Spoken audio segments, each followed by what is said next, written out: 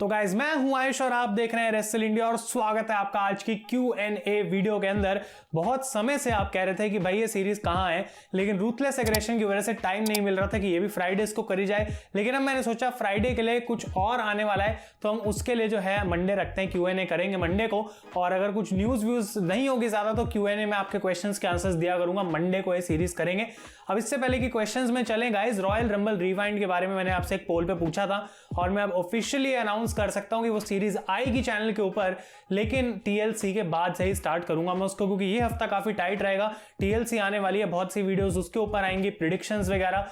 तो अभी हम थोड़ा सा ये हफ्ता लेते हैं और इसके अंदर मैं एक दो वीडियोस प्रिपेयर कर लूंगा और नेक्स्ट वीक से मैं आपको एग्जैक्टली कम्युनिटी टैब या वीडियो में बता ही दूंगा कि किस दिन किस टाइम पे जो है आने वाला है। और काफी सारे रॉयल रंबल्स को रिवाइंड रिव्यू करने का मेरा जो है वो प्लान है, तो देखते हैं वो कैसे जाता है। तो थैंक यू एवरीवन जिन्होंने आज क्वेश्चंस अपने भेजे हैं। हमेशा की तरह बहुत सारे क्वेश्चंस मैंने लिए हैं और टाइम नहीं वेस्ट करते, पहले क्वेश्चन की तरफ चलते हैं। लेकिन हाँ, एक चीज, अगर आपका क्वेश्चन नहीं है तो आप कमेंट्स में नीचे पूछ सकते हैं, मैं मैक्सिमम कमेंट्स का रिप्लाई करता हूं। तो पहला क्वेश्चन आता है तन्मय मॉन्डल की तरफ से। Bro, I want to ask you honestly, do you want to see Goldberg versus Roman Reigns for the universal title at WrestleMania? Don't you think that the match should be done at Royal Rumble and Mania there should be someone else to challenge Reigns for the title? I think 1 minute match is not worth enough for Mania. In the current scenario, who do you want to see as a challenger for WWE title at WrestleMania?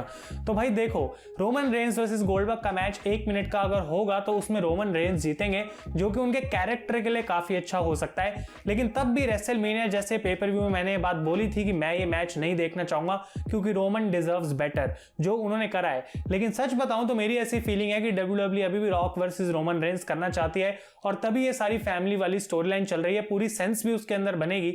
लेकिन अगर किसी हिसाब से rock नहीं आ पाते WrestleMania में, या crowd नहीं आ पाता, या फिर WWE रॉक की जो है वो सारी बातें मान नहीं पाती है, तो शायद ये एक बैकअप प्लान है कि रोमन रेंस का मैच गोल्डबर्ग के साथ करा जा सकता है। और इसके पीछे भी एक स्टोरी अब बनाई जा सकती है कि लास्ट ईयर रोमन ने जो है वो डिच कर दिया था मैच को और वो आए नहीं थे मैच के लिए, और इस बार वो मैच अब होने वाला है फाइनली। तो देखते हैं, लेकिन आपका पॉइंट भी बिल्कुल सही है कि रेसलमेनिया में मैच नहीं होना चाहिए। और जहां तक सवाल है ड्रू मैकिंटायर का, कई सारे अपोनेंट्स मैं देख सकता हूं उनके लिए, जिनमें से एक एज हो सकते हैं, द फील्ड ब्रे वायत हो सकते हैं, एजे स्टाइल्स भी हो सकते हैं तब भी। तो बहुत सारे नाम हैं मंडे नाइट रॉ के ऊपर जो चैलेंज कर सकते हैं, कौन होगा वो देखना इंटरेस्टिंग रहेगा। अगला क्वेश्चन आता है यहाँ पे MJF इज मेगा स्टार की तरफ से, पूछते हैं bro who could be the mega star of AEW? आपके नाम में इसका जवाब है और वो है MJF, क्योंकि आई थिंक कि उनका कोई पीछे का बैकग्राउंड नहीं है, WWE के साथ कभी नाम नहीं जुड़ा या पहले से वो फेमस नहीं थे। तो जो AEW का मेगा स्टार कहलाया जाएगा आज से 10 साल बाद, वो शायद MJF हो सकते हैं। Can AEW get cancelled by TNT? No chance. भाई इतने कमाल की उनकी रेटिंग आ रही है, जो डेमोग्राफिक है 18 से 49 वाला वो भरपूर उनके लिए पैसे कमा रहा है, तो ऐसा कोई चांस नहीं बनता। Some people think that you are a AEW fan boy, what can you say about this?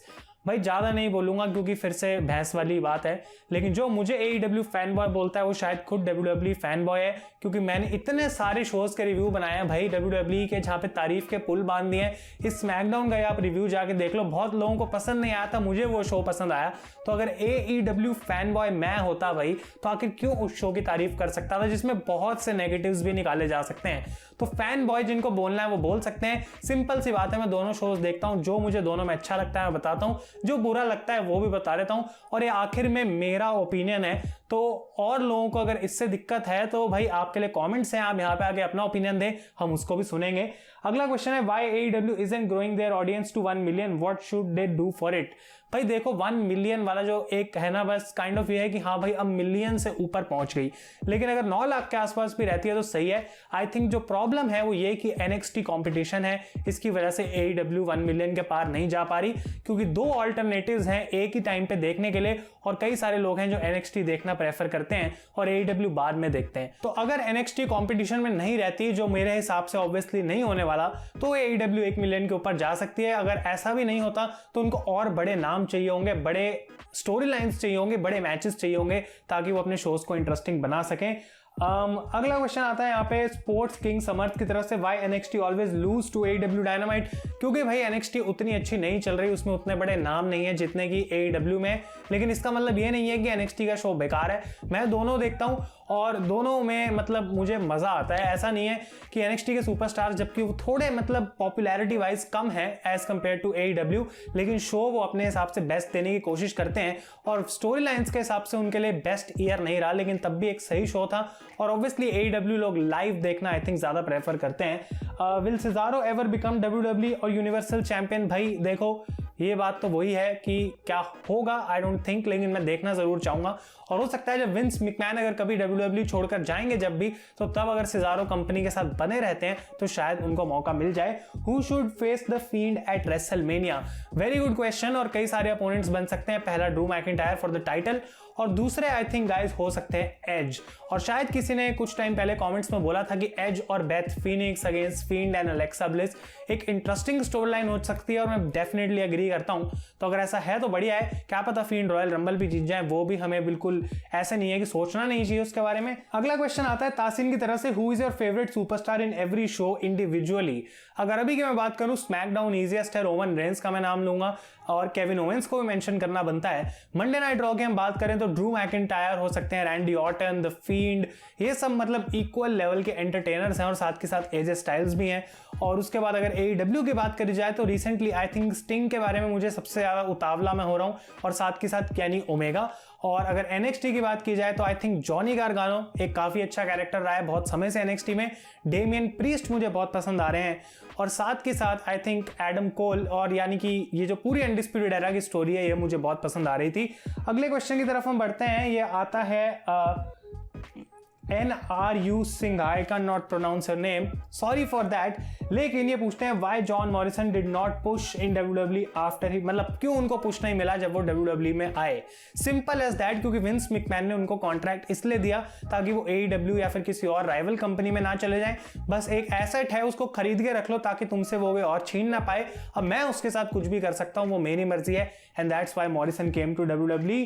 अगला क्वेश्चन आता है द गेमिंग कॉलोनी की तरफ से, why WWE is boring now? भाई देखो, बोरिंग तो सब है ही, मेरे हिसाब से पूरी रेसलिंग जनरली ही है 2020 में बोरिंग रही है क्योंकि फैंस नहीं थे। लेकिन अब आदत हमें तो बनानी पड़ेगी। अब कुछ ना कुछ हमें टेस्ट मैच में भी क्राउड नहीं देखने को मिलेगा तो हम मैच तो तब भी देखते ही हैं।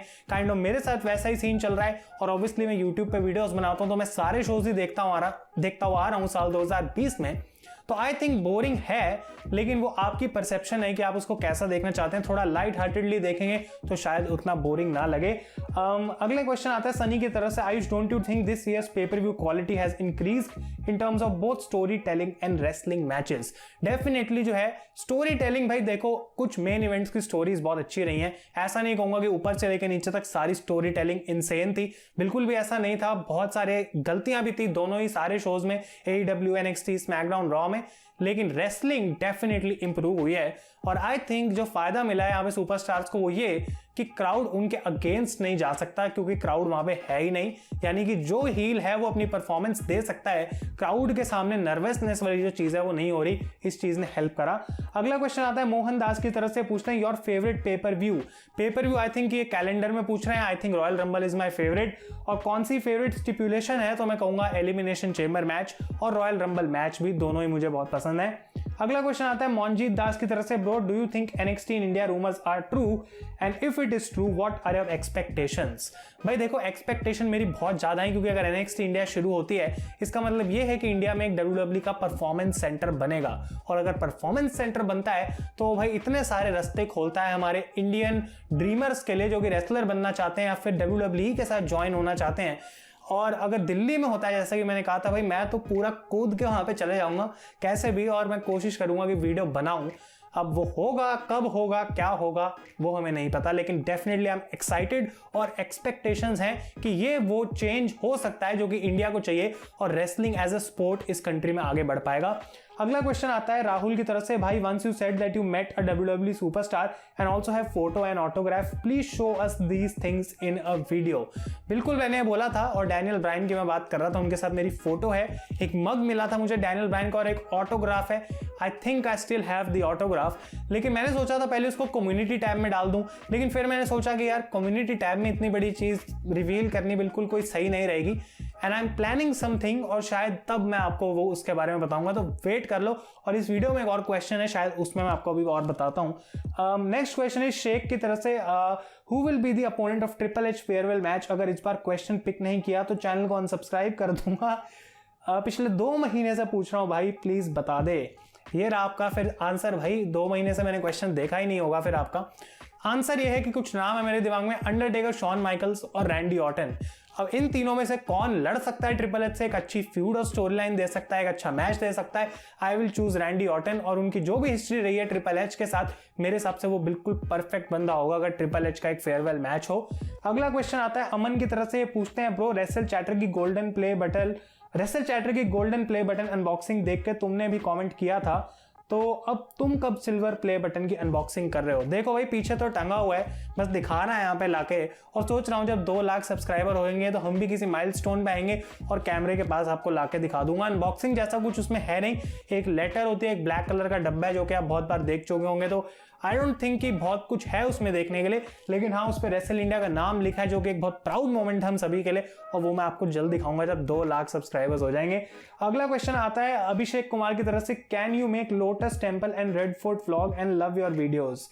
भाई देखो व्लॉगिंग जो है ना एक बहुत अच्छी चीज़ है, मज़ेदार चीज़ है, लेकिन करना भी आना चाहिए, और मैं उसमें बिल्कुल भी जो है एक्सपर्ट नहीं हूँ। लेकिन ये जो मैंने आपको बोला कि अभी डैनियल ब्रायन वाली जो वीडियो है मैं जल्द बनाऊंगा, I am thinking to start a new channel. लेकिन थिंकिंग का मतलब भाई थिंकिंग ही होता है, ऐसा नहीं है कि कब कहाँ कैसे, वो अभी कुछ नहीं सोचा है, लेकिन जल्द ही जो है हो सकता है एक बहुत ज़्यादा बड़ी अपडेट, जल्द मतलब कुछ महीनों में एक बड़ी अपडेट मैं आपको दूं, और वहाँ पे मैं व्लॉगिंग हो सकता है कि स्टार्ट करूंगा इस, तो डेफिनेटली स्टे ट्यून्ड रहें। जो जर्नी है वो मैं भी अपनी थोड़ी और आपके साथ शेयर करना चाहता हूँ, बाहर कभी जा रहा हूँ व्लॉग वगैरह बनाऊँ।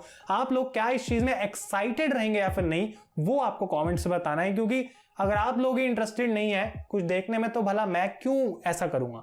तो आप लोगों का सपोर्ट मुझे किसी भी नए प्रोजेक्ट पे चाहिए होगा डेफिनेटली, क्योंकि यहाँ पे हमारी ऑडियंस बहुत अच्छी है, बहुत लॉयल है आप लोग जो हर हफ्ते मुझे देखते हैं, हर दिन देखते हैं।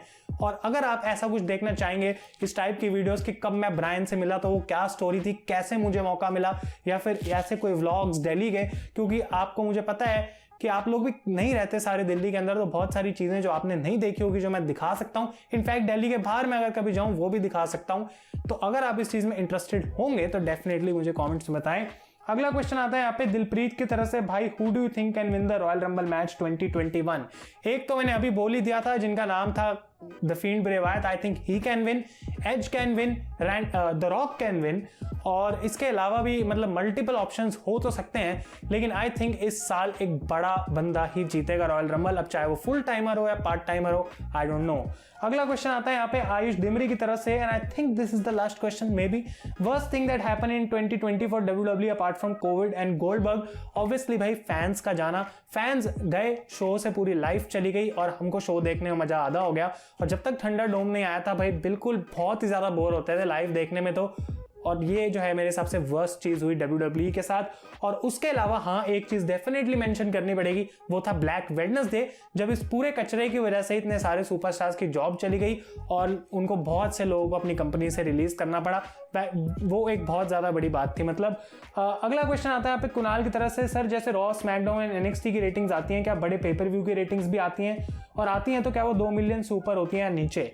भाई कोई रेटिंग नहीं होती पेपर व्यू की, वो एक्सक्लूसिव होता है WWE नेटवर्क पे, और WWE नेटवर्क पे जो लोग देखते हैं वो सिर्फ WWE नंबर्स जानते हैं, वो बताते नहीं है, और जो हम इंडिया में देखते हैं उसकी रेटिंग तो वैसे ही कहीं काउंट नहीं होती, तो उससे कोई फर्क पड़ता नहीं। अगला क्वेश्चन नहीं है, कोई है ही नहीं भाई, मैं आज काउंट ही भूल गया था। तो ये थे सारे क्वेश्चंस आज की वीडियो में guys, thank you so much जिन्होंने भी क्वेश्चंस भेजे हैं, मजा बहुत आता है। और अब से मैंने एक और प्रण ले लिया, एक चीज सोच ली है कि मैक्सिमम वीडियोस फेस कैम होने वाली है, कैमरे पे आके भाई बात ही कुछ और हो जाती है। आप लोगों को मुझे बताना है क्या कैमरे पे ज्यादा वीडियोस देखनी पसंद करोगे, या वहां साइड में जो टेबल लगी हुई है वहां बैठ के माइक पे रिकॉर्ड करके वीडियो दूं, कौन सा प्रेफर करोगे कमेंट्स में बताओ। Thank you so much for watching guys, question नहीं था कमेंट में पूछ लो, रिप्लाई कर दूंगा। मैं हूं आयुष और आप देख रहे हैं रेसल इंडिया।